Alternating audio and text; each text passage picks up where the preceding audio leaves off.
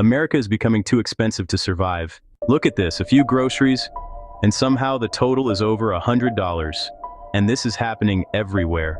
Gas, food, rent, insurance, utilities, everything keeps going up. Except people's paychecks. Stick with me here for a second.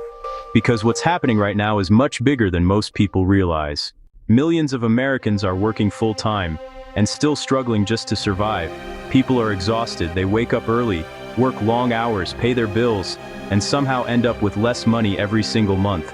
Savings are disappearing, credit card debt is exploding, and for a lot of people, home ownership no longer even feels possible. But this is where things get dangerous. Most people are just trying to survive today, without realizing what this economy is going to look like 5 years from now. Because the folks who depend only on a paycheck, they're getting squeezed harder every single year. And meanwhile, the people who understand assets, ownership, and cash flow are positioning themselves differently. That's the part nobody talks about. The wealthy don't just work for money, they acquire things that produce income. And one of the most powerful wealth-building tools in history has always been real estate. Not because it's magic, but because ownership matters. At Nova RE Alliance, we teach people how to start learning real estate investing using creative strategies most people never even hear about.